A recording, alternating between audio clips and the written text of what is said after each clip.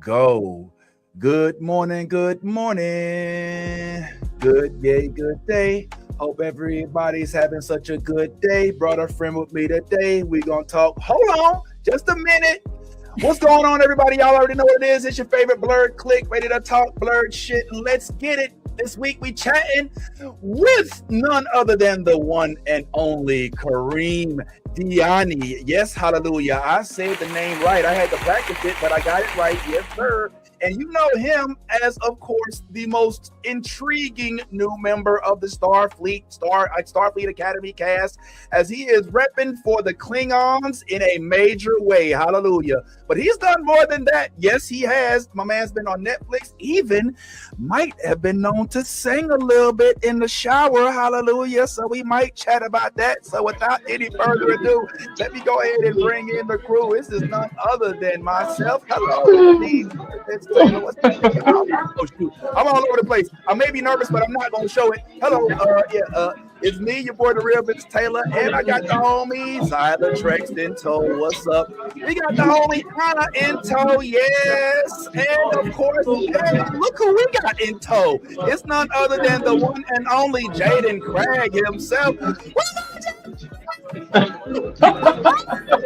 So let's go ahead and chat a little bit, y'all. This is the new blerd order, and we're gonna go ahead and kick this off. I ain't even doing no intro because my man time is valuable, so we're gonna go right on into it. First and foremost, how you doing, Mr.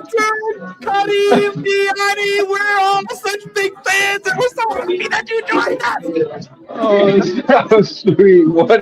An incredible introduction. Oh my gosh. Like, I just need you to come with me wherever I go so you can, like, let everybody know who's about to walk in. I'm ready. Well, listen, I know that your time is valuable and it's limited. So we're gonna get right into a couple questions if it's okay. And I would like to start myself and then we'll go around the horn. And I want to just start by saying, yo, let's just get straight to the point, Mr. Kareem. You are now a bona fide member of the Star Trek fraternity. And you come into the fraternity making history. Okay? The very first Klingon of the LGBTQ community. And dare I say, if it's okay for me to say, the most fashionable Klingon of all Klingons. Hallelujah. We just ain't gonna skip over that. You know what I'm saying? So I would like to know, do you have any influence on the clothes that you get to wear? I mean, what goes into these dope outfits that we get to see you at the wedding, from the big jackets to the kilts? Talk to us. You are gassing me up right now. Thank you so much. Yeah, no, the costume is all Avery. I could never take credit. We have one of the most incredible costume designers on the show. She's worked on, the biggest television and movies on the planet, and she's an extremely experienced a costume designer. And so, yeah, I mean, we have conversations about it. She's like, "Do you want to wear a skirt today or pants?" And I'll be like, "All right, let's go with the skirt," like stuff like that. But mostly it's all them. I could never take credit. I mean, it starts with them just sketching the idea from their brain, and then it's like a cartoon, and then from there every single thing is handmade. Like, there's days I'll come in on a Thursday night for fitting and all the clothes is in pieces, like literally, like barely stitched together, and then the next day, Friday, I'll come back in the morning and it's all done. Like, they are so talented on this stuff. Yeah. Wow. So just real quick follow up. What is it that makes you make up your mind? What days do you decide to wear pants versus wearing the kilts? I'll always opt for the skirt. I'll always opt for the kilt. Like, if I can, I would just be in the skirt the whole time because it's more comfortable. Them pants is tight. They pants is tight, bro. Super duper tight. So I'll always like push for a skirt if I can. But they like to, add variation in it. I'm a team player, but yeah. Awesome, awesome, awesome. All right, we got some more questions coming up from the gang. Yeah, Zyla, you I up next? What you got? thank you. Yeah, so one of my questions is I've seen you talk about online and in person, like the difficulty it is shooting with all the prosthetics and how difficult it was. So I wanted to ask you a little bit more about that process, but what do you do mentally to get through those shoots? Because there's a lot of deep acting that has to happen on top of thinking about all the other things. So kind of like, what is your process to bring Jay-Den to life? I wish I had like a sexy answer for it, but I really don't. Like, it's just hard, and there's nothing I personally do. I mean, what I can say is like it's actually my castmates, my friends that get me grounded because I'll be, especially those first couple of weeks, I'll be like, oh my God, there's so much stuff on my face. This costume is so tight. My eyes are dry, my head itching, and like literally, I'll be patting my wig. Like it's just a lot going on. But then my friends, my cadets, like are so playful and so funny, and we really be playing in the green room 24/7. Like first week, I'll never forget. Like Paris was playing like touch football with Sandro and George, like wilding out, like yo, go long, go long, go long, and they was running around crazy, and AD. Poor AD was trying to like calm everybody down, but we really just be playing the whole time, and they make me laugh so much. So that really kind of like grounds me and helps me forget about the physical things that are kind of going on. Yeah. That's Awesome, awesome. amazing. All right, All right. Anna has a question for you. What's up, Anna? All right. So I think I have a fun question for you. If your character Jay-Den could time travel to any point in the Star Trek timeline, what character would you like for your character to meet and have an adventure with? That's a great question.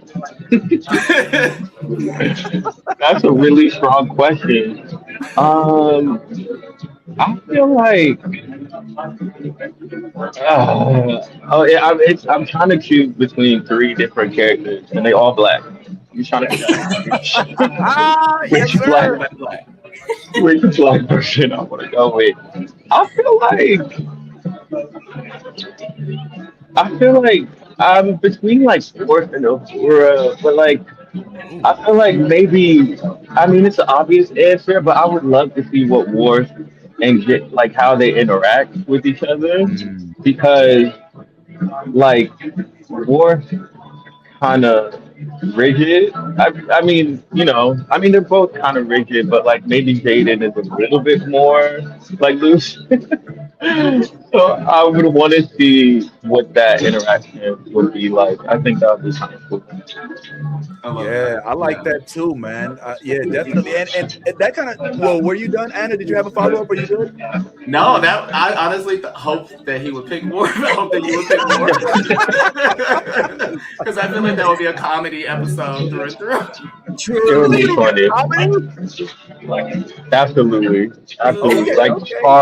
a hard comedy. All right, Actually, all right.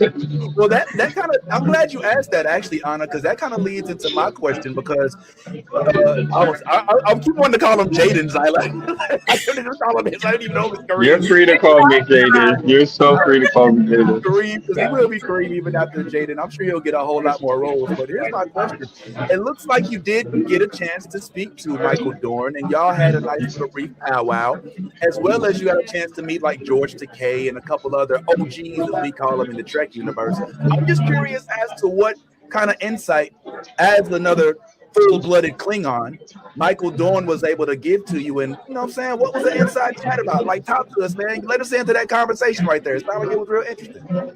Yeah, for sure. Is it too loud in the background? I'm sorry. Y'all can hear me okay?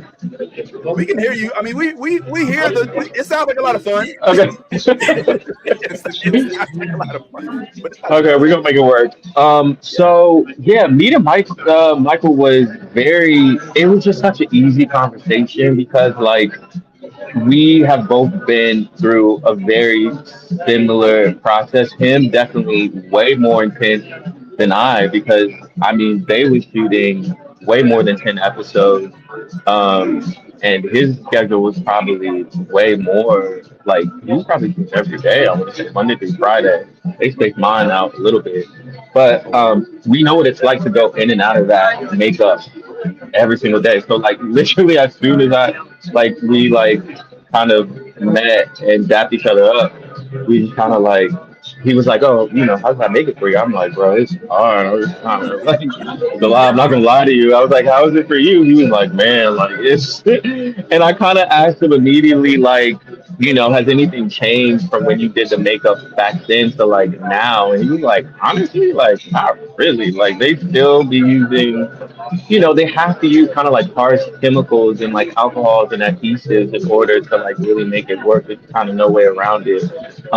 So we really, I mean, I feel like we talked for like half an hour just about the makeup alone, and he gave me a lot of advice about how to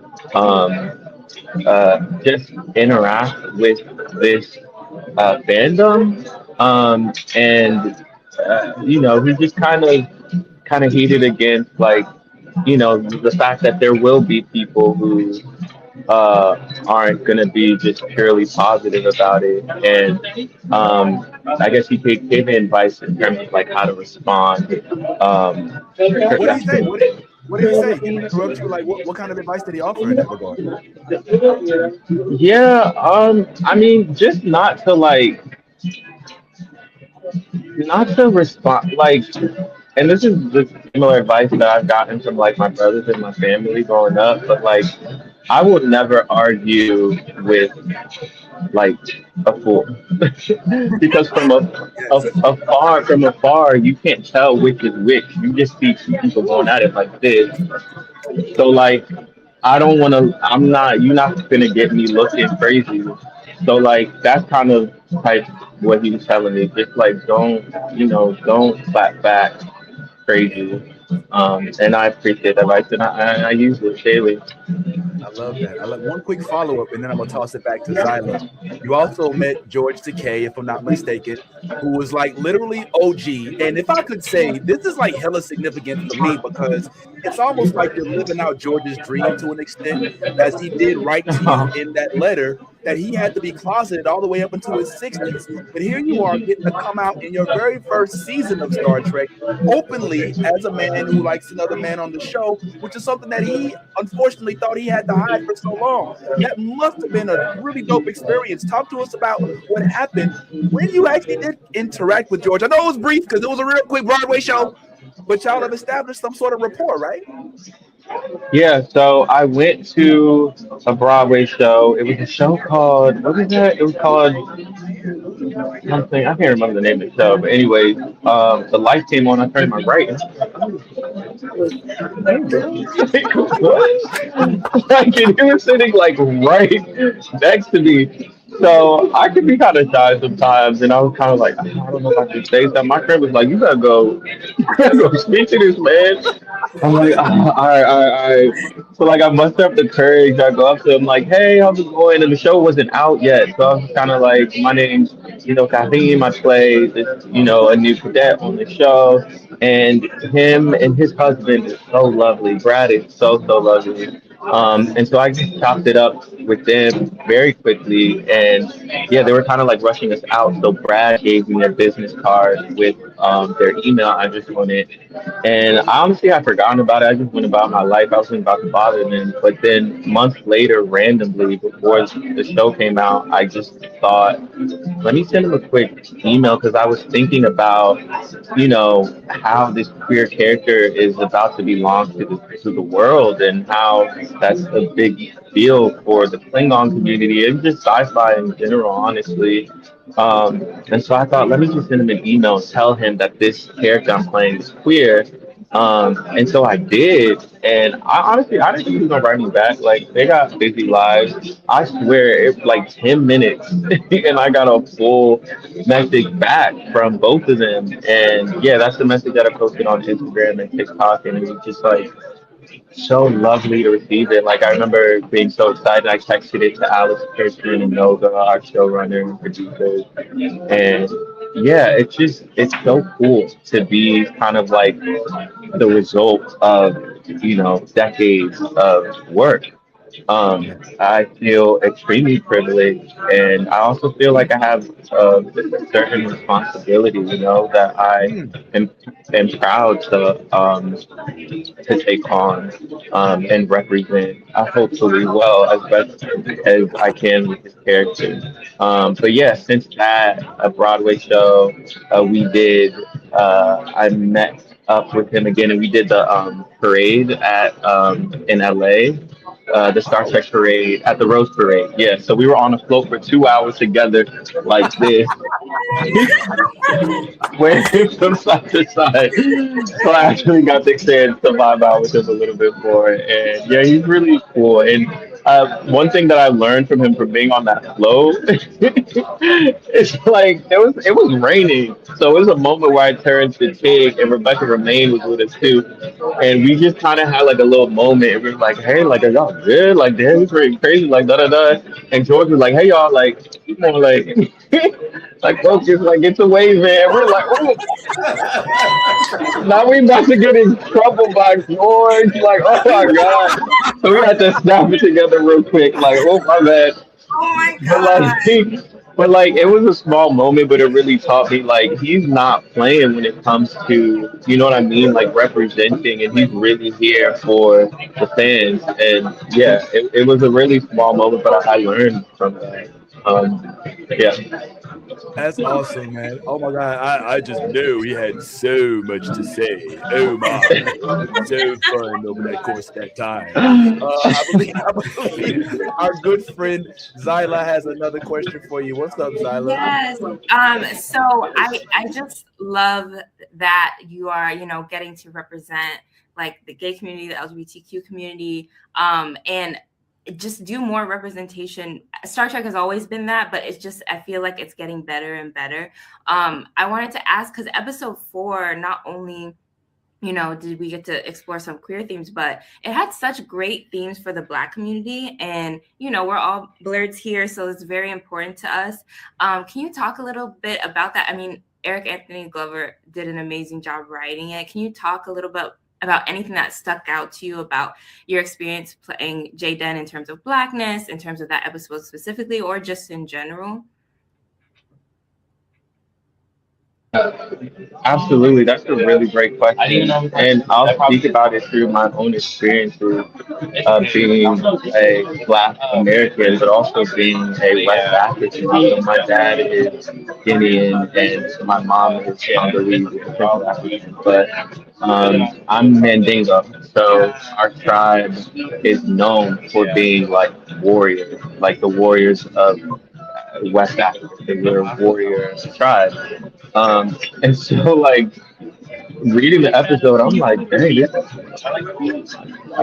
this is very weird. Like, yeah, and especially because I am an artist, right? And I'm one of the only, I am the only member of my family who decided to step out and pursue art. And, traditionally, Mandingo men and Black men in general, Black American men, are, encouraged to be physically, imposing and strong, and we have to play basketball, or we like have to, be this this certain way, and we're not necessarily like given space to be softer or to be artistic or to be in touch with our emotions and our feelings.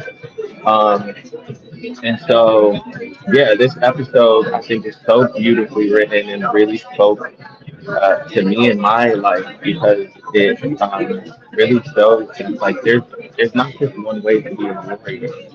There's way more battles than just on the actual like battlefield, I guess. And yeah, just it really is all about giving permission to Black men to be themselves, whatever that is, whether it is, just physically strong. a DM, a lovely, lovely DM from a teacher. Because I'll be going through these DMs, y'all. I don't necessarily respond to every single one, but I'll be reading them. And there was a lovely message from a teacher that was like, I just want to let you know my student really sees himself in Jay-Den because he is physically imposing and he's really tall and he's darker skinned, and he's really strong and muscular. However, emotionally, he's soft and he's queer and he's not necessarily, he doesn't, I guess, like, act the way that he's, I guess, looks or people expect him to be. And I just thought, wow, that's so like that's the target right there. You know what I mean? Just like allowing somebody, black men, especially black boys, to be soft and to be artistic, and just to know that that's fine, that's okay. You know? Yeah. Love it. Appreciate the work that you do. So awesome, man. You should never know. Anna, what's up? All right, so I'm gonna keep the episode 4 train going and ask you about one of my favorite scenes. I call the scene between your character and Laura Thok the auntie nephew scene because it just was so beautifully realized, and it was so I felt like I've been in that scene throughout my life. So I wanted to know what experiences did you draw on specifically for that scene, for that moment? Oh man, yeah. Yeah. I was thinking about my grandma. My grandmother passed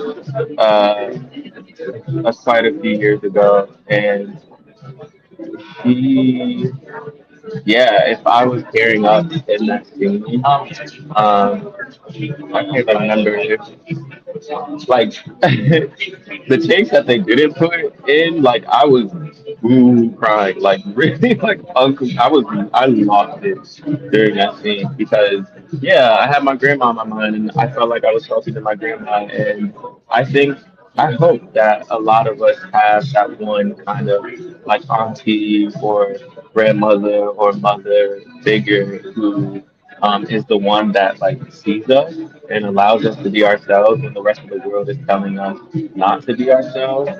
And for me, that was my grandmother. She always, you know, growing up as a kid, they always were trying to get me to play basketball and to play soccer and yeah, I don't want to like dance, bro. I want to like I'm saying, I want to like do theater, like leave me alone. I'm not even good at basketball, bro. Like Oh my God! No! I'm Relatable. literally not even good. Like y'all don't even want me on the court. Like leave me alone.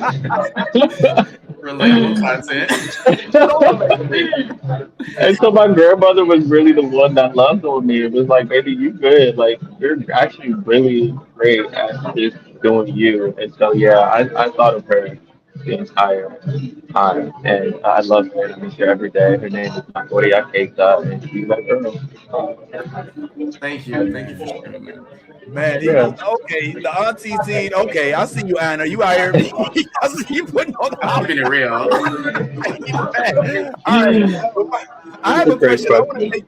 make, if it's okay, Karim Diane. I love how you say his name, by the way. First time I heard it, I was like, that sounds way better than the way I was saying it. So I'm glad I finally figured it out.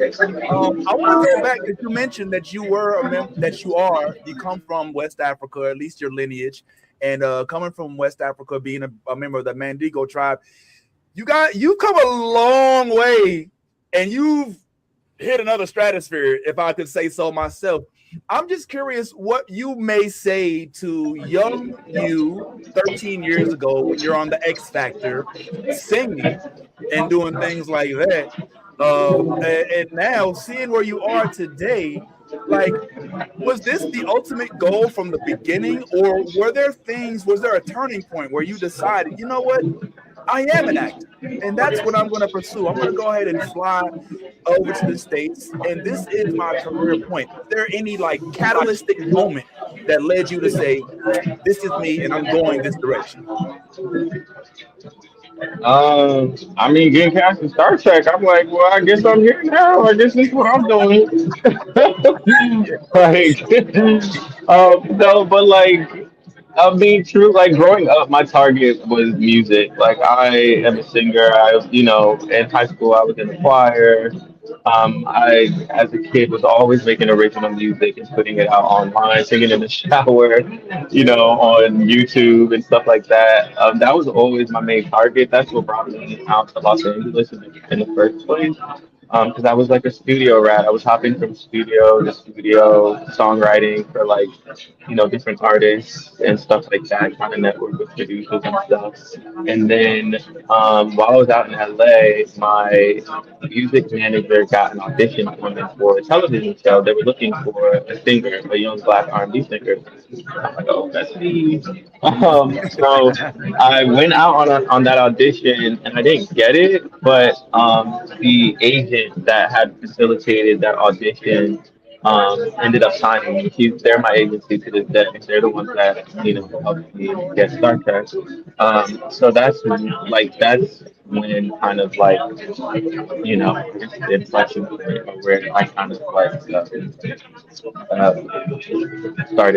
pursuing acting seriously. And I guess like to your original question, like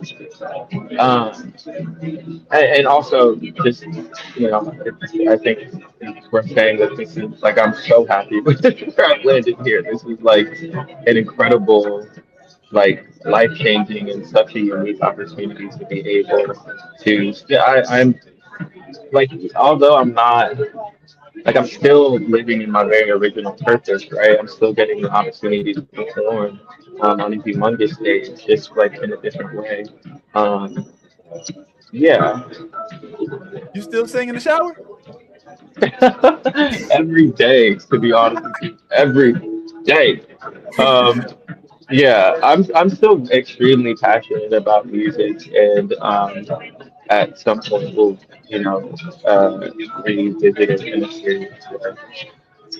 One quick follow up, and I only mention that because I don't know if you've been paying attention, but Star Trek has a show called Strange New Worlds where they did a whole episode that was a musical. So who knows? That voice might come to the screen of Star Trek. We'll see if that happens. But I'm really curious about the actual landing of the role. As you did get to become Jay-Den, I know Star Trek is so secretive about letting you know, even when you're auditioning, like what it is you're auditioning for. Could you talk to us a little bit about when you did land the role and the audition process and how that went? Yeah, I knew. My agents don't. I mean, they try to hide it, like they try to put it under a different name and stuff. But I knew my agent don't play that. She was like, "Yeah, it says this, but it's Star Trek." I was like, "Okay, bet." um, but yeah, they definitely tried to conceal it as best they could. It did not work. So I knew what was going on. But also, like, I just remember getting out that shit. I was like, I'm not gonna they're not about to hire me. Like, what? So I went into this self tape like, okay, yeah, let's do whatever. I have like a self tape coach that I work with, and we did it like mad quick. I think I did like maybe one or two takes, and we are like, "You good?" I was like, "Yeah, I'm good, whatever." Like sent it in because I'm auditioning for so many things at the same time that Right. you just kind of have to do your best and let it go. And that's what I did. And I was actually up. So yeah, like 2 weeks later, I think I got the call back um, to go into a producer session, and I was actually up for two shows at the same time, which has never happened to me before in my life. I said, both y'all want me? Damn. Like, wow, like, so while I don't even know if I'm allowed to say it, I say it, I don't care. While before I went into the callback for the other show, the casting directors from Star Trek like zoomed me. Um, real quick and call me on the phone. Like maybe for like the Star Trek casting directors want to talk to you real quick. I know you have to go into this other thing, but I was like, they want to talk to me. Like that doesn't happen ever. So I'm preparing for this other audition. The Star Trek customer was like, "Hey, we just wanted to break down the role that you're going to be auditioning for, what the producers are looking for, and the vibe that we want you to bring to it." Whatever. I'm like, they must be giving me cheat codes right now. What's going on? But I'm still in my mind. I'm like, okay, whatever. Maybe they're calling, the other three people that are also being considered and just trying to get everybody ready. So I'm like, I didn't think anything of it. So I went and did the callback to the other audition, and then I went a couple of days later to do Star Trek. By the end of that audition, I called my manager. I was like, bro, I'm about to be on Star Trek. Like, I think I'm about to book this job, Reed. Like they was messing with me. Like they really liked me in that room. Like I'm not gonna lie. Yo, can I interrupt? Can I interrupt you? Yeah. How did you know? Like, what was the vibe given? Like, what made So- you get that confidence? So sometimes they ask you questions that are like they're actually kind of like most times you go into audition and you audition and then you just leave. They're like, "Thank you for your time," and then you just leave and you never hear from them again. But this time, Noga, who's the showrunner, he was asking me questions about myself, like trying to get to know me. I'm like, "Oh, you really want to know who I am, huh?" And then she also like, like I had shot a pilot the year before, and she was like, "Oh, I'm actually really close with the producer of that pilot." I'm like, "Oh wow, you know him?" And she was like, "Yeah, he said that you were really, like easy and great to work with." I'm like, "Oh, she asking that about me?" She's trying to she's in the streets, like actively trying to find dirt and tea on me, So that is what really had me like, oh, I'm about to book this. This about to be mine. And lo and behold, a couple days later, they were like, "It's yours." Yo, Yeah. awesome. That's Yeah. awesome, man. That's really Yeah. good. We're so glad. We are so Right? glad. It's good Oh to my be. goodness. Yes. Yeah, me too. Couldn't have asked for a better contribution to the Star Trek community. And I guess on that note, my next question was, aside from all the negativity, I'm wondering, like, you've joined this diehard fandom. What are some of the surprising, maybe positive things that you've experienced since becoming, a Trekkie and part of the Trekkie community? Yeah, for sure. I think I want to start by responding to this question by mentioning or stating that yes, there is negativity, of course. I mean, there's always gonna be that. Like if there weren't haters, I would be concerned, to be honest with you, because I probably would. I'm not doing nothing for real. Um, but the positivity has been so overwhelming. Like it really, there's been so many like amazing messages and DMs and comments and press and articles, and it's actually from my vantage point, all I see is love every day, all day. Because I'm going to those notifications and it's just like love, love, love, love, love, love, love. Facebook, TikTok, YouTube, it's just there's so much love. So to answer the second part of your question, my entire like social life has changed. You know what I mean? At least my social media life. I'm obviously the most content online out of any of us. And I really enjoy engaging with people and interacting with people and giving the behind the scenes. I am a very social person in my real life. So this is just an extension of that. I really genuinely enjoy this community that has um, just gathered around me and this character. It's really cool, and yeah, I'm have plans to continue in between seasons. You know what I mean? That's why I'm here at BlerdCon right now. I was just like, let me go down and see what's up with the fam down here, and I'm from DC, so I was like, okay, let me go and meet people in real life. And I have my little costume I'm gonna wear for the first time. Wow. Okay. So yeah, Yeah, what is it? Yeah, what you got? I'm cosplaying as Cammy from a Street Fighter. I'm doing No! like a gender bended version of Cammy. Yeah, and it's good. Like it's fly. Like it's good. Like I'm really proud of the way that like this is like come together. And I've wanted to be like I don't know, I've wanted to cosplay for so long. So this has been like this entire experience has been in like almost like a reintroduction to myself or a kind of permission for me to like be like fully me, I guess, and just like diving into this fandom that I've been like watching from like the edges, and now I feel like I get the chance to just like dive in. I'm excited. Man, I hope we get to see the reveal for the Oh, cameo. trust. I'm making a whole like I have a whole video. Like I'm gonna do. I need to document this so I can always look back at this moment as being like my first cosplay experience. Oh, that's so dope. That's so dope. Anna, what was say? What's going on, Anna? Right before my question, I will say on the cosplay tip, I did see a pic of you as Lola Bunny, and I lived. I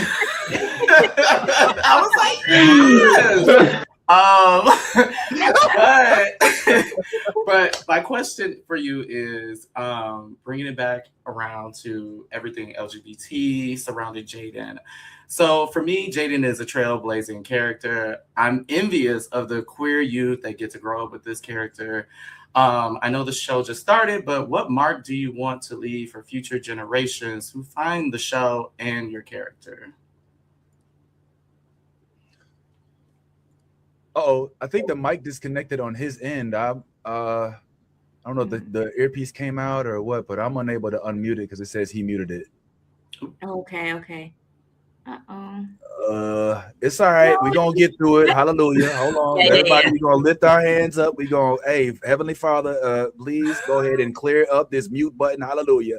We know there is no mute button above. There you go. Welcome back. Hello. we can hear you, man. We can hear you. All right. Did you hear the question, Marquez? No, sorry. Can you re-ask the last part? Of course. So, for me, Jay-Den is a trailblazing queer character, and I'm envious of the queer youth who get to grow up with this character. So, I know the show just started, but what mark do you want to leave for future generations who find this show and this character? Oh my gosh. I hope that Jay-Den just like helps people realize that you could literally be whoever you want to, or you can be exactly who you are. And it's cool. It's not only just fine, but it's like actually really cool. And you can find success, just the way that you are. Like, and also I hope that he like might teach people like not to care so much about like the cool thing that I love about this character is like that he's queer, but it's not like this huge, like there's not like a coming out story or like, this huge like plot point or like a moment. Like it just, he is that. And like, nobody around him is like, oh, like, so you're, and it's just, there's not like, it just is.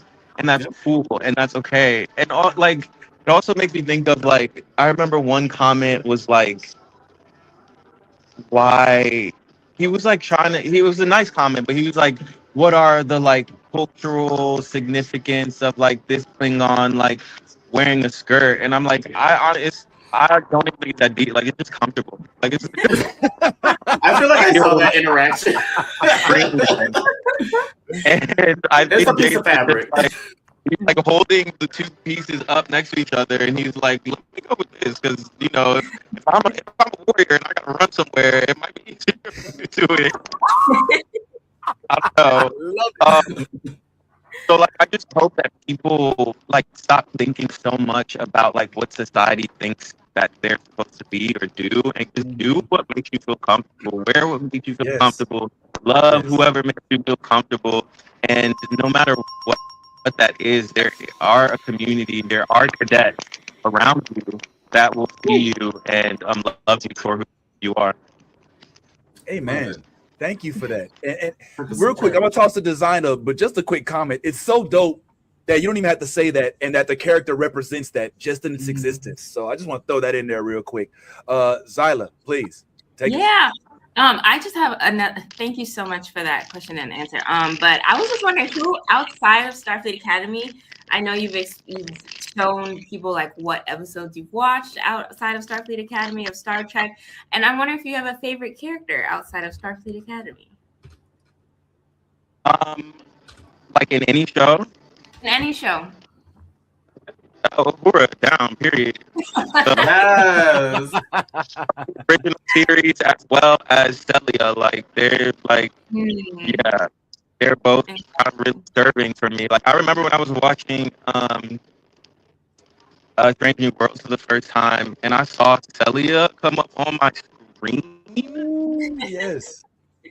I was like,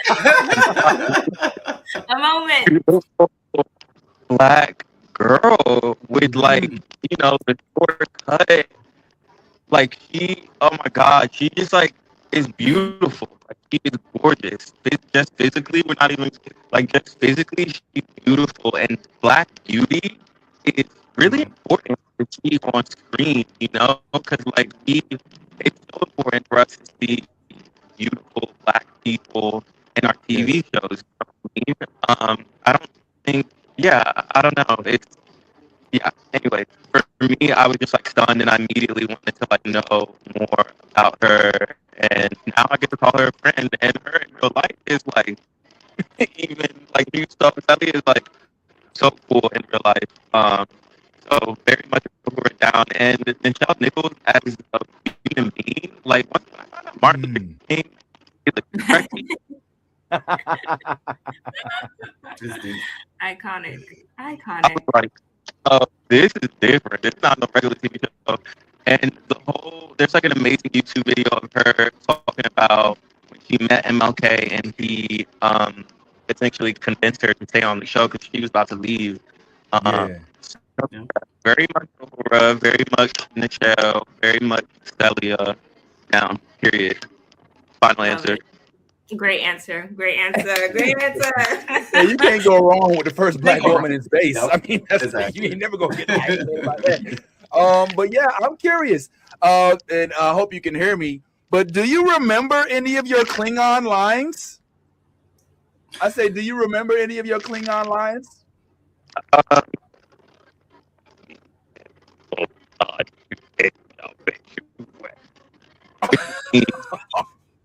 Which means a warrior does not let a friend say danger alone. I'll never forget that. That's like my favorite one. Yo, how do you not like bite your tongue? You know what I'm saying? It's like Klingon is such a hard language. Like, I'm so happy that he's got that down. Okay. Oh no. It felt like we were maybe losing a little bit of signal, but hopefully he comes back in here in just a moment and we'll be able to it looks like Kareem, looks like we may have lost the video just for a second, but we're wrapping this up here anyway. So if that was our last question, damn, but if not, hopefully we get a chance to get at least a good send-off for you. But yeah, because I do have that our traditional question about the captain. Yeah. So I hope we get to ask that. But I do understand that he's at a social event while he's about to go tour BlerdCon, and they gonna love him at BlerdCon. Oh my God, they're going to pop off. Yes, I'm excited for that. Keep it alive. So I tell you what, while we're waiting to see whether or not our guest will come back or not, and if he does, great. If he doesn't, he's given us enough time. I'm frankly, I'm satisfied. Yeah. Could I have a little more? Absolutely. You can never get too much. But if we don't, then I will at least live for the rest of my life knowing that we did get the opportunity to speak with the first LGBTQ member of the Klingon universe. But yeah, man, yo, Anna's coming through with the questions for real. Okay, yes. It's that we're gonna give an actual proper send-off. I would love that. So we'll give him a second to get the cam booted back up. But yeah, if y'all are cool, once Kareem is done with this, so to speak, maybe I'll stick around just for a couple minutes just to kind of go over this most recent episode 9, which I'm gonna give a quick spoiler. I liked it. I know we normally wait till we reveal how we feel, but I liked it. It was really, really good. And I've liked all the episodes, some more than others. But this one, it had everything I wanted, boy. We're in space. We had war. We finally get some of the storyline with Caleb and the Mir family. And we're finally getting an idea as to why the Caleb and Anna, it's Anna, right? Is her name? Anisha. Why she may not necessarily have been that benevolent, oh so wonderful, marvelous mother that we thought she was, that Caleb grew up with. But without further ado, we still have the special guest of honor in his house, none other than Mr. Karim Diane. I'm so sorry. I got disconnected, y'all. My service is messed up. Okay, we're going to go ahead and wrap up here in just a moment anyway. So Great. we know your time is valuable, so we don't want to take up all of it. Oh my God. No, this has been so much fun. This has been a good time. Okay, well, maybe I'm rocking with this. Because I understand Absolutely. we did wrap on season 2. Hallelujah. Yes, all the stars for the haters. You can't stop us because season 2 already out. Let's do it like that. But I'm not gonna lie, Kareem, we asked you that Klingon question, and I didn't get to hear you answer it well enough. So could you answer it one more time, please? Was it cutting off? Yeah, it was breaking up a little bit, and I need to hear each syllable. Hallelujah. Okay, it is.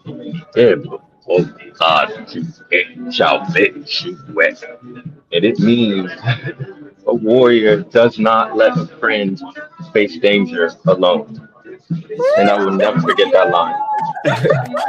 I will never ever forget that line. Klingon is a hard language to learn, right, Kareem? Like, do you stumble over yourself? Is it harder than just the regular language? Because I know sci-fi has a lot of what they call scientific babble, or what do they call it, like technobabble. How hard is it to gather those? Because you have a Klingon coach. Like, does your coach have to help you with the pronunciations? Yes, absolutely. I had a Klingon coach teach me the pronunciation. He would make me like recordings that I could listen to on my own time. And I also met with him like on Sundays for like an hour just to go over it. And I'd also have him on set when I was building the line, just so that he can adjust as we go. It's not for the weak. It is not for the weak. It is not an easy language to learn because, like, your tongue is just like in places that it doesn't normally go. There's also a lot of sounds in Klingon, and they're like in places that you don't expect them to be. It's not easy, but it's doable. I did it. It's just a testament to how good you are at what you do, my man. It's not even that difficult. I got it. Why they can't get it? I know. We just got a couple more, and then we will let you enjoy the rest of your day, Mr. Let's do it. What's up, Anna? Right. I love these questions. All right, so I'm gonna leave you with a fun one. Was there a specific moment that was like your favorite to film? Yes, but it didn't end up in the show. There's a moment where Sam is in the cafeteria with all of us. It's when like she's like doing a monologue and it's like quick cuts. But we had I started a food fight. I will take credit for it. I started a food fight because like she did it the first take and it was like regular whatever, and then the second take we were like, okay, just like have fun. I was like, oh, have fun. So I took a blueberry and I like tossed it at like Darab or something, and then he was like, oh, word, okay, bet. And like the third take, he tossed like a handful of blueberries back at me, and by the like 10th take, when I tell you there was food flying everywhere, and it was so much fun, and I just knew they were gonna have to use it in the final take because it's like it was just so cool, so fun when you get a chance to have an actual food fight. You know what I mean? And like for it to be okay. But they didn't use it. I was heartbroken. But it How was did so much fun. costumes feel about that? They well, it wasn't even the costume because we were throwing like chips and stuff like that. That's Okay. usually it was more so like props because they had to reset it every single time and to bring it back to where it was in the beginning. Um, so they were kind of no, but they're great people. Like they weren't even fussing about it. They were like cool, especially if it like served the scene and the purpose. The director was like, okay, yeah, like do that again. Like, so I was like, okay. Nice, nice. All right, well, Oh, Lord. Oh, I'm sorry, man. There we go. Kareem, were you a Star Trek? I have a two-part question. Were you a Star Trek fan before the show? Was that Star Trek? Can you hear me? Were you a Star Trek fan before you were cast onto the show? Did you come in with an inherent knowledge of the culture?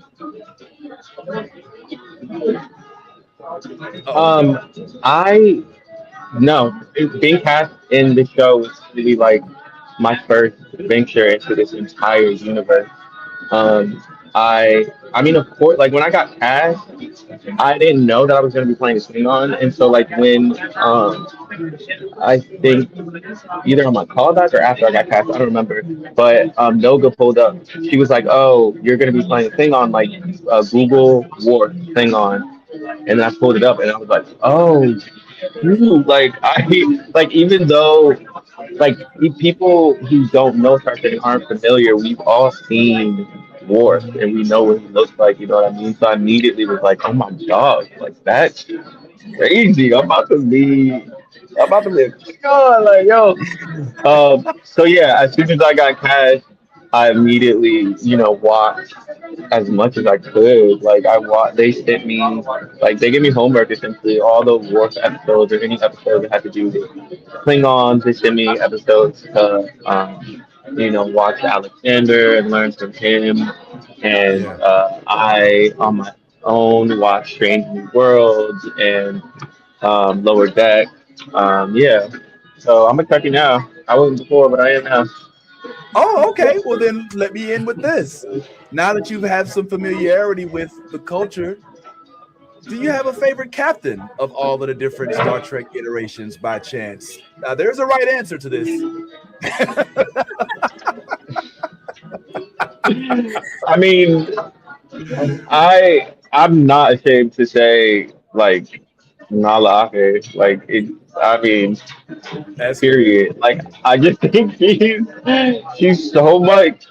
She's so cool. I like the way that she.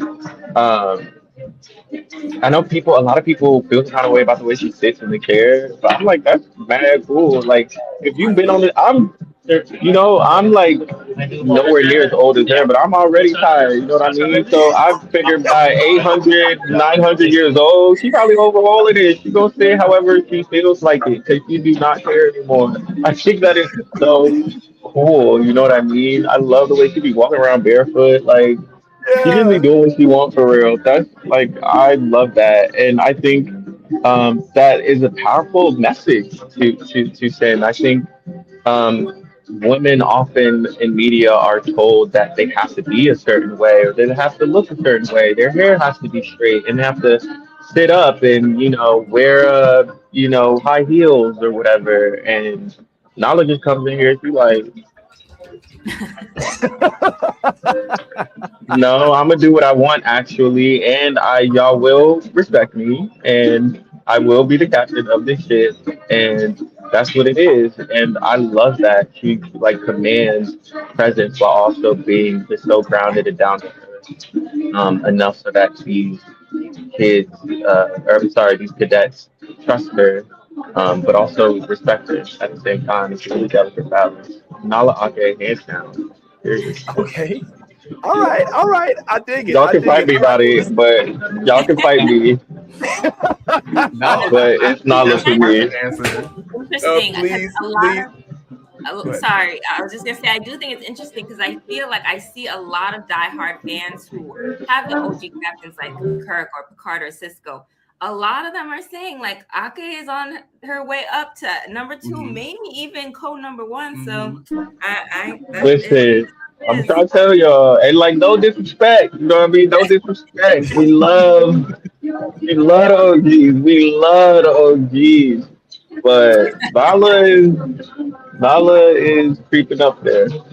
Yeah, I agree. Zala's doing thing. Well, listen, I think it's time for us to let you enjoy the fun you got going on there, and Oh my definitely gosh. enjoy the weekend with Blerd Con. I only have one favor to ask. It's a tradition on our little platform because we like to welcome in fellow melanated nerds like ourselves that love to throw ourselves into the science fiction world and the world of all of these other cultures that we aren't originally intended to be in. So yeah, we were just asking if you wouldn't mind just giving us a quick shout out, just saying, hey, I've had a good time. If you did with the new Blerd Order or something of that sort, that would help us maybe cultivate even more of a safe space for other folks like us that love to watch you do your thing at work. If not, no worries. But yeah, if you would give us a quick shout out, that would be so dope. You up for it? Of course. Yeah, what do you want me to say? Like right now? Well, yeah, sure, if you wouldn't mind. Like we have our name is the New Blerd Order, so this is the name of it right here. And anything you say, I know that. I follow y'all. I got a okay, Finsta. Y'all don't think y'all don't think I follow y'all, but like I'm telling you I'm in the streets. Like I follow all of y'all pages on the low and y'all don't know it, but I do. So I know you the new blur order. And then what? thank you so much. So yeah, well, if you wouldn't mind, and thanks for following too. But yeah, give us a quick shout out if you could, and then yeah, man, we hope that we can chat with you again sometime whenever you're ready. Absolutely. Listen, I had the most incredible time on the new Blurred Order. They are the truth. I love this interview. This is so much fun. And I love the focus on, you know what I'm saying, Black nerds. We do belong here. We are here. And I love learning about it every day with every single post that y'all put up, for real. So yeah, shout out to New Blurred Order. Hey, thank you so much, man. We cannot thank you enough for letting us interrupt your day with our foolishness and being so kind and giving us some of these cool answers. I bid you adieu, Mr. Kareem Diane, on behalf of Of myself and course. everybody in our own little organization here. We thank you for not only joining us, but for representing us, because who you are Oh, showing on screen is a part of who we are, whether folks want to appreciate it or not. We appreciate the fuck out of you. Excuse, I hope it's okay saying that. please. So Real. keep Yeah, we a custom family. doing your thing, my man. Thank you so much. This was such a great time. I really admire all of y'all, and I Thank will you, continue to follow and keep up. and we will continue liking, And I'm commenting, and sorry dropping. for the technical difficulties. I'm so sorry, y'all. That was Not, but you know what though, Zella, you might owe us another interview for season 2. I got y'all. Season two, I'll be right back here. I'm so comfortable. Season two, I got you. All right, thank you so much, Mr. you. Karim Diane, Bye, everybody. guys. None other Bye. than him, all by himself, the one and only. What an interview. Oh my goodness. Yo, he was forthright. He was funny. He came back when he got dropped off. He had sound difficulties, but he fought through them. Like it could have been a whole bunch of different things, but it definitely is a testament to the true, high, genuine, authentic character that he is in real life. I mean, some of my favorite parts, I'm not gonna lie, is honest questions. Honest questions. It's just, So good. the auntie should kill me, yo. If I fell out my chair, I was like, not the auntie. What the hell? Like, Anna. Look, when I saw that scene, I immediately was like, I feel like my auntie or an elder Black woman is sitting me down, and I've Right. had those conversations, I've had those experiences, and if I related to it immediately. Because it doesn't always have to be your direct mother or your direct parent or family member. It's just someone in the community who sees you and recognizes what you're going through and says, "Hey, let me help you out." Amen. Amen. And who better to do it than a half Jemadar, half Klingon, No, she knows what's up. She's seen it all. And I had so much man. respect for Gina in that moment. Like, I'd never seen her act in this way. And like we said, acting through prosthetics and conveying that level of care and vulnerability, because up until that point in the show, she's very, loud and in your face and a drill sergeant. And I love when Star Trek allows the characters who have so much pretense and walls up to let those walls down and let them be vulnerable with other characters. Yeah, I feel the same way. What are some questions that you all may not have gotten a chance to ask because we may have ran out of time? Well, you know what? That last one, he kind of answered 2 in 1, because I had a question about deleted scenes and things like that, and he went into that when I asked him about his favorite moments of film. So that worked out. Yo, Anna, you pulled a whole lot. Go ahead. I was trying to get in there. I'm like, no. So I was so nervous. I had a lot of help from the lovely Cody. So shout out to Cody. So. Hey, Cody. Thank you. That was awesome, man. You got him to tell us about a whole food fight that now we're going to scrounge the internet searching for the deleted, because I don't think we do DVD box sets no more. So we can't go get the deleted scenes off the CD box set. So now I'm like, hold on, there was a food fight and we didn't get to see it. Not even a piece of it. Yeah. Did you get all your questions answered? I actually got all my questions out. So I'm good. But what about you? I obviously, I come overwhelmingly too many just in case somebody else answers one. So a couple of them I didn't get to ask. A couple of them I didn't ask, frankly, because I was like, and I don't think I need to go there. Like, I really would. This one question was questionable for me, but I thought it would, if we ran out of time, if we had a lot of time, I thought might be interesting. But I was like, let me check the vibe first, and I didn't think the vibe suited the question. And maybe y'all can answer it for me now, since I couldn't ask him.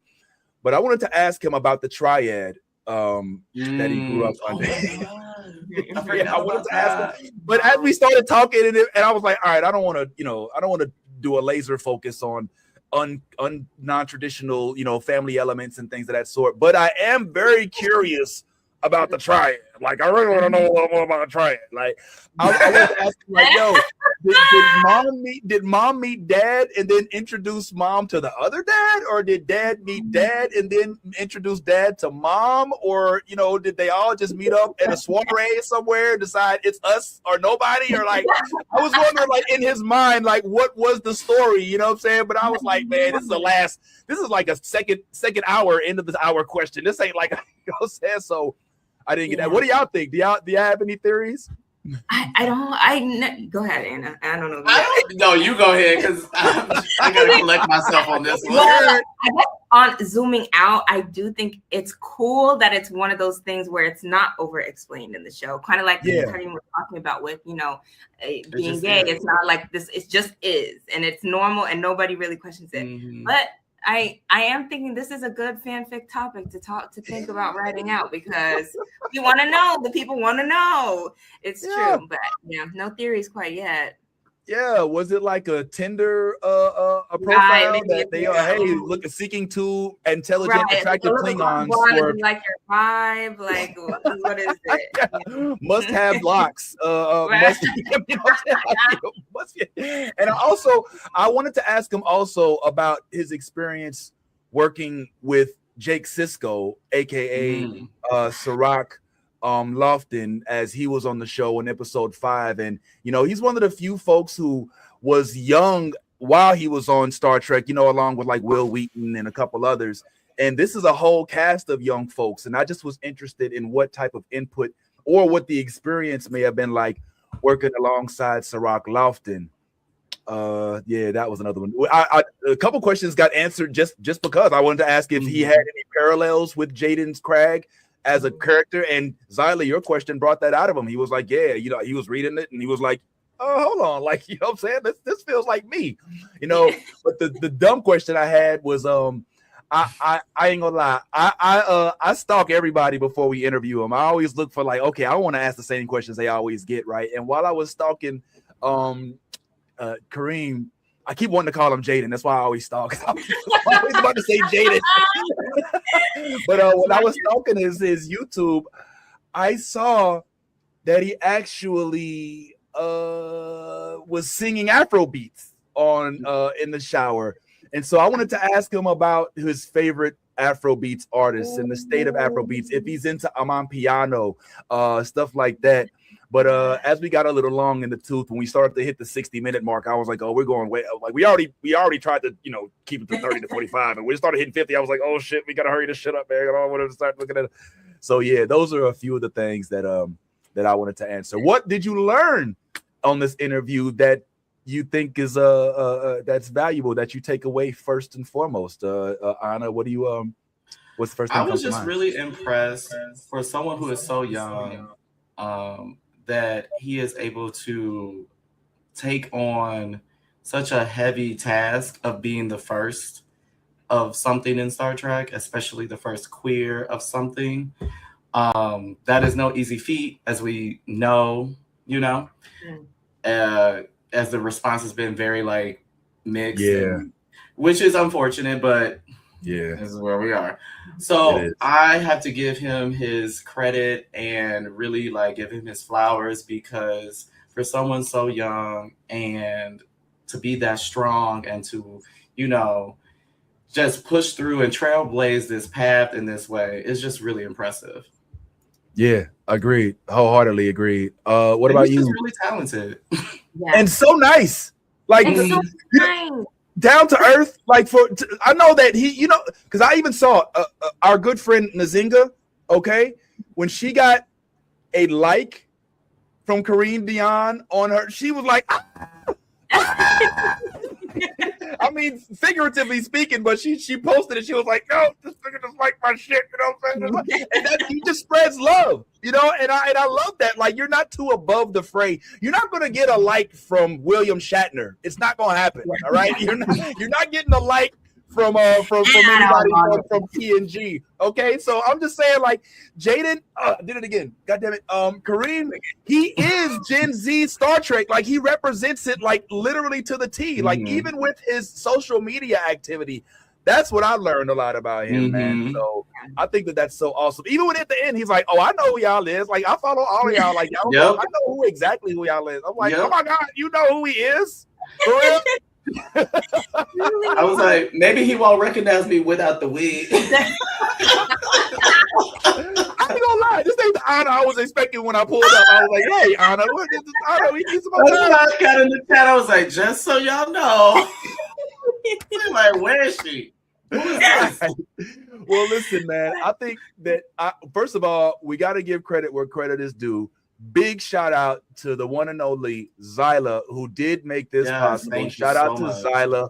All right, if it wasn't for Zyla getting the invite from Karim to go and be her best friend at a night out real quick, we wouldn't even be talking about this. So let's go ahead and make sure we give her flowers. We're not worthy.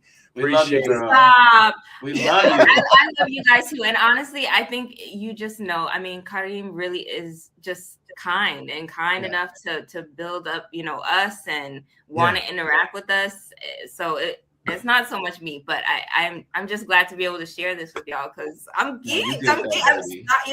It's so cool. It's so cool to have someone who's so cool and kind and thinking about these things, thinking about what the legacy means, what Blackness means, what queerness means, and able to like represent it in the world of sci-fi. Like, that's a big deal. So I'm just glad I got homies to share it with. And okay, she gonna be humble, Anna. That's what she do. I'm like, take it, girl. Take it. You did that. It's the universe, it's like giving back. That question.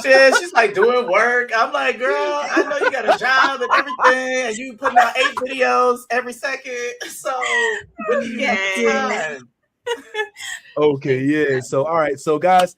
Thank you. Do you have a few minutes? Just a few minutes. I know we said we were going to keep this, but we didn't get a chance to talk about the most recent iteration of Star Trek, which literally just popped off this morning. And so I'm gonna introduce you to our tradition here, to our tradition here. Hold on, let me find my music. There it is. Okay, sorry. I almost missed that. So our tradition here, Anna, since this is your first time joining us, is I put the screen up and then you're going to give us either thumbs up, 2 thumbs up, maybe a meh in the middle, maybe 2 meh, a thumbs down, maybe a thumbs down, a thumbs up, a thumb to the side, maybe 2 thumbs down. But this is your rating of episode 9 for Star Trek. So I'm gonna put this up right now, and we'll go ahead and take this down, and you give us your rating. So let's go ahead and take this down now. I will take it down in 3, 2, 1. Oh! 6 thumbs up across the board, and some Kinonian glitter for your ass.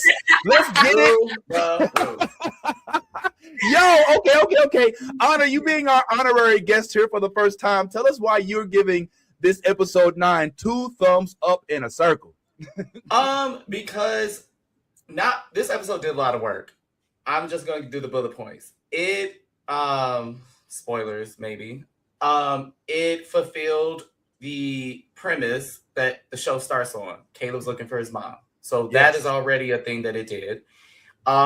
We still don't know really what's going on with her. And I also love the realistic characterization of her being kind of like rough and tumble, not really the nicest person. She had to survive. She's also dangerous herself. But also we had the action, we had the adventure, we had pulls from the past with the Omega particle. So we're bringing in stuff from Voyager and utilizing it in a very unique way. That twist at the end, like, what are we gonna do?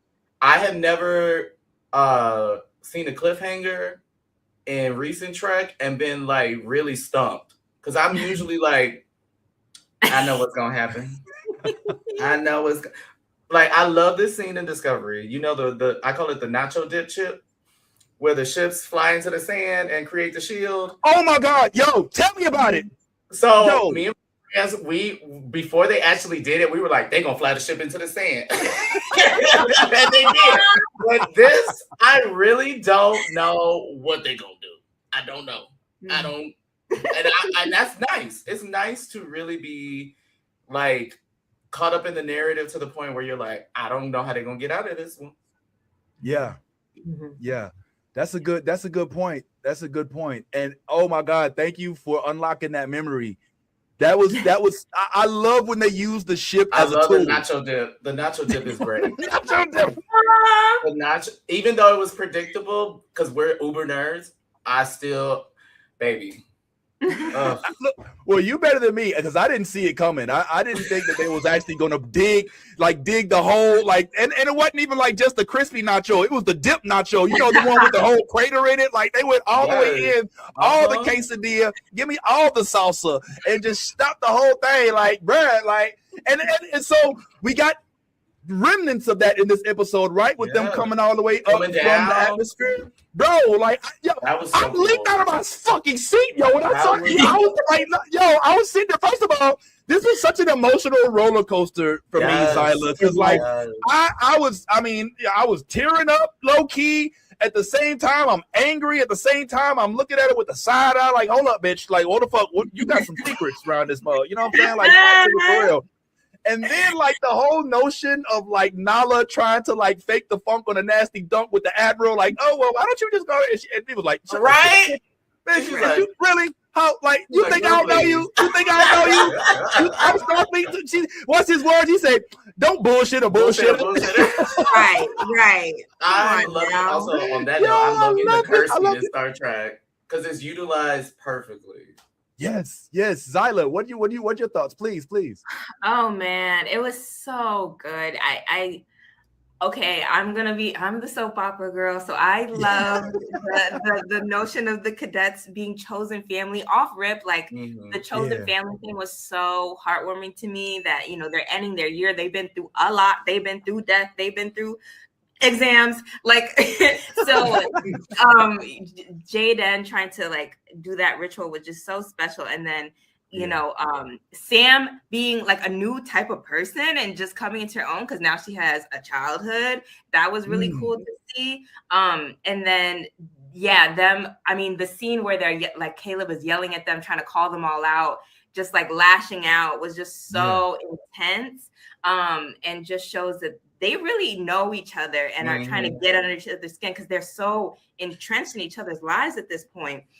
So I love that about it. But of course, I mean, that whole tense scene with them being chained up and like the Athena having to come and save them was so good to me. I was on the edge of my seat the entire time.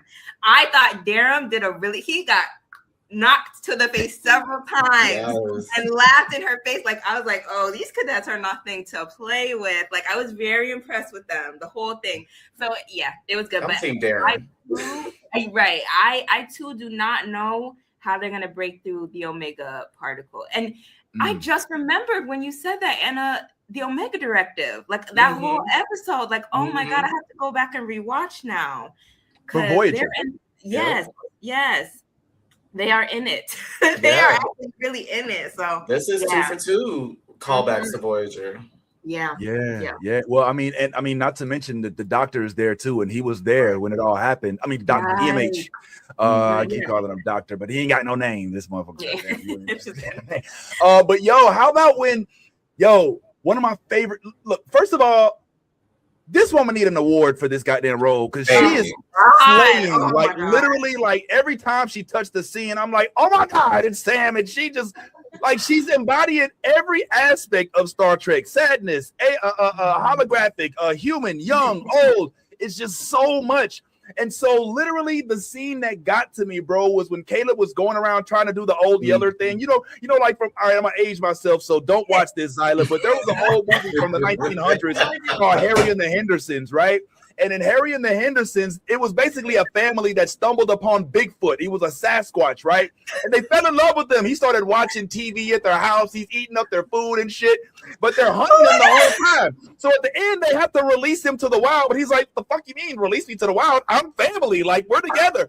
And the father has to, like, basically like, motherfucker, we hate you. Go away. Leave. And he punches him in the face. And he's like basically trying to get him to leave. He's like, look, man, we don't want you. But he's lying. Like Harry can tell. He's like, all right, man, I get it. Fine. You know, you punched me, you yelled at me. Fine, I'll leave. You know what I'm saying? And that's kind of what I was getting here. As soon as Caleb started with this whole little diatribe about, you know, you're never going to be your dad, you know, and you just hate people. And, you know, and then like when look, I was sitting there laying, like I was laying down watching y'all. Like I'm like, hold on.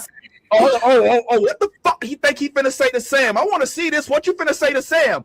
And before Sam can even let him say anything, she didn't even let him take a step in her direction. She just went right to him. She's like, you're so full of shit. I was like, shit. Like, oh my God, it's just perfect. It's so perfect. Oh my God, I love that scene so much. Like, it was so, oh my God, that scene. Yes, that was many chef's kisses. Yep. So many. I'm sorry, yeah, guys. No, you are so correct. Like that scene, Sam in that moment was so real. Because like friends who know each other do not miss a beat calling each other out. Right. You know, when they need to be called out. And she was like, you know what? Shut up. Quiet. Exactly. And I will say, shout out to Darum for being like, you know it meant to him though. You know it meant to Jay-Den. Like that's true friendship shit too. Because he really was like, don't play like you don't know what Jay-Den like y'all are brothers. Right. Brothers. Especially after Caleb went through all of that in the debate episode to be like, I'm like you. I'm just like you. And then Jay-Den finally accepts him and then he turns on him like that. I was like, Caleb. All right, another key like that. A couple key moments, guys, and then I'll let y'all go. I really appreciate y'all indulging me with this a little bit, but I'm gonna tell y'all something. Anytime I hear the words "separate the saucer section," I'm gonna lose my goddamn shit. anytime you separate the damn spaceship, I lose my shit. All right, because it's so freaking cool, man. It's so cool. It don't take 10 minutes anymore. You know, like it's already not even really attached. Like the nacelles and all of that stuff, they're not even really. It's like a whole magnetic ore thing, like with Discovery, how the nacelles weren't actually attached. And so when they separated, when she was like, and then I always want to call her Tig Notaro. I can never remember her actual name on the show. Reno. Yeah. Reno, yeah, Jet Reno. When she's like, but Captain, you know, she was like, Atrium. I said, unseparate the goddamn variant. Who you asking a question for? Am I the captain on this bitch or what? And so they and to its credit, it still got warp power. It still jetted the hell up out of there, right? So like, yo, this ship, bro, I swear, this ship, the freaking Athena is one of the best Star Trek starships. I'd say close second is Discovery. Yeah. And I will. Oh no, Anna, go ahead. No, I was just reiterating. It's yeah. I think that in my heart, when she said let the Athena go, I got a little bit Janeway. I said, what are you talking about? That's your ship. That is your ship. Like, so I was a little bit like, it felt like a loss of a character almost. I was like, okay, I get it now. But then when she was like, he's not keeping my ship forever. This isn't over. She's coming back. Okay, she's coming back. I get it. It was good. It was really good. Yeah. Okay. Let's get into a little bit of the tea, y'all. Let's get into a little bit of the tea. Let's get some predictions in here. Okay. What's up with Mama Bear? All right. Friend or foe? State your biz. I want her to be friend. I want to believe that she is just hardened, toughened, rough around the edges. But when she said that she wasn't Venari Raw, it felt like you're lying. You seem like you're lying. Like I don't know. You saw that too. Yeah. I don't know. I feel like it is the obvious answer, right? Yeah. But I feel like it's also in how they do it that will make it sing. Because to Zyla's point, I feel like there was too many coincidences that they were basically pulled out of Federation space to go find her. Mm-hmm. Right. And then News probably knows that Nala is going to go chasing after them. Right. And also when they were being accosted in the square, that woman, Venari Raw person who was interrogating them. Saw his mother. She was like, oh, wait, I know you. So I'm thinking, does she know her from 15 years ago or does she know her from now? Like, is she looped in and like one of Noose's like right-hand people, or are they on the same level concocting all of this? And if so, why? Yes. You know, like what is it? I feel like there's also something going on with Caleb that he's not aware of. I don't know. What you mean by that? Like, I don't know. I feel like there's something special about Caleb, but maybe that's just my intuition going off in the wrong way. Kind of like, I don't know, like he has some ability, or I don't know. Kind of like Jack Crusher, but maybe hopefully better of a twist. Don't be throwing shade on British Jack, yo. Come on, leave that man alone. Yeah, I mean, I feel like we learned what it was. I feel like we learned that his superpower is tech, right? Like the way that he programs the programmable matter and how it. And I think that there was a scene, if you blink, you missed it, but. Like him and his mom were vibing, you know what I'm saying? Like they were sitting there vibing. And we did the tech, the programmable. Oh, but don't you make sure you do the cute. Okay. And everybody was looking at him like, okay, all right, Jade, all right, we see you, Caleb. You know what I'm saying? Radio Shack. right. This dude, he's literally third Wally, you know. So I think that's what, and that kind of, I was so glad that they did that scene because throughout the whole series, he's been displaying this uber knowledge of tech, right? And we never really had any real true introduction to where that came from. I mean, we got the little childhood background scene, but we didn't know what happened after he snuck out that window. And so now we learned that he was taken into like a foster home of sorts, but it was already imprinted in him with his mom, the ability to do programmable matter. And that's why it works so well with him in Starfleet. Last question, guys. What's going to happen next? Because let's think about this now. The way they left this, right? Like if this was Deep Space, if this was TNG Next Gen, it would have ended with the to be continued. Mm-hmm. It would have been to be continued. ... But now it's just considered a part of the lore. You know, on streaming services, everything bleeds into the next. Yep. But we ended the episode with Mama Bear being confronted with foster Mama Bear. Oh my God! Yes. Being like confronted with the reality that, bitch, you the one that sent me to a whole work camp and separated me from my son, and now I feel like you about to try to turn this little man against me. Like, explain yourself. No. And they're already giving us the vibes. I have a prediction, but I would love to hear you guys first. Zyla, if you have one, please let me know, and then Anna, and then I'll give mine, and we'll get on up out of here. I only have one. Wait, I don't want to spoil anything, but when I did get to briefly talk to Paul Giamatti, right? Stunt. And yes, small flex, but the school, and he was like, he said to me, "Wait till you see what happens to it in episode 10." And I said, I don't know what that means, but I have been thinking about it for weeks. And I'm like, what is going to happen to it? Like, I don't know. Like, I feel like there's going to be some real battle shit happening. Some real battle shit happening. Yeah. So I'm just trying to be prepared. But I have no idea how they're going to get out of the jam. Not a clue. I'm like I said earlier, I'm at a loss. I don't know how they're going to get through this barrier. I don't know what Noose also has up his sleeve. I can't wait to get him back on the screen. Yeah. Yeah. Also, how we gonna reunite with the ship? Like, you also have no backup. There's nobody. None. Yes, nobody. Wait. Discovery. Oh, wait. I was about to say, yeah. What about Discovery? Because they haven't mentioned. They haven't my God. Oh my God. Now that you bring that up, Discovery can jump anywhere. Oh my God. Bury be damned. We get Discovery in the finale. That's my prediction. I'm like sweating. I'm so excited. That's crazy. Okay. If Sonequa come in this bitch, I'm about to go buy some fireworks from Indiana.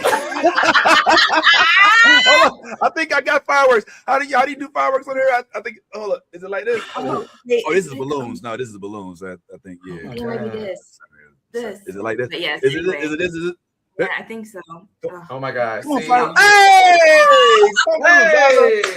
Not you clocking the little stuff on the Google image, John. But yo, you bring up a good point because we've already gotten 2 characters from Discovery. All right, we've got Jet and from last week, Tilly, and this is just an observation by me. Tawny was on here before, and when I was doing my quick stalk, as we do for the interviews, I noticed that she took pictures with Sonequa Martin on the set. And so did Sam, and so did Kreese. I saw those pictures too, and that was way early before the show even came out. So I'm like, she's not just visiting the set. Exactly. Because you can see him at the convention. You know what I'm saying? Right? You can see him on the cruise, right? You can hit him on the DM. You're not just gonna pull up to the set and not get paid. You know what I'm saying? So yeah, I mean, as much as I love to believe that Sonequa Martin Green is just there for moral support and just to big up her fellow Trekkies, I have to consider the possibility that she may have a part, and I would love that because as much as I love those 5 seasons of Discovery, I feel like it was abruptly ended. Yeah. Okay, and I would love to see a continuation of it, even though I know they try to do it through Strange New Worlds to an extent. Nah, man, I need my Captain Burnham. I need her to have her lifeline still going. She's gonna come stay today, honey. All right, so yeah, man, I look forward to wrapping this with you all next week. Oh my God, Zyla, can you believe it? 10 episodes already? No, But we may have to talk about somehow keeping this going a little bit, even if it's not exactly the same time, date, and all of that, man. And Anna, I hope you wouldn't mind joining when you're available. I know that you busy. I'm available. I'm here for you. All right. And definitely you have your platform as well. Before we get on up out of here, I want to big up my co-host for today. Obviously, we got the lovely Anna with us. Hey, what's going on, Anna?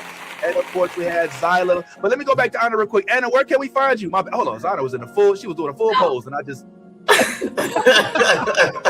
Where can we find you, Anna? Oh, so you can find me and my co-host Artificial on the Observation Lounge 2 across all platforms. Just type it in. We'll be there with two men in wigs talking trash and cursing up a storm. So.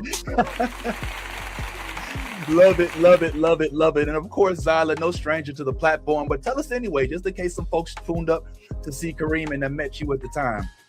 Yes, I'm Zyla Trex on IG and TikTok. So. Yeah, Zyla Trex.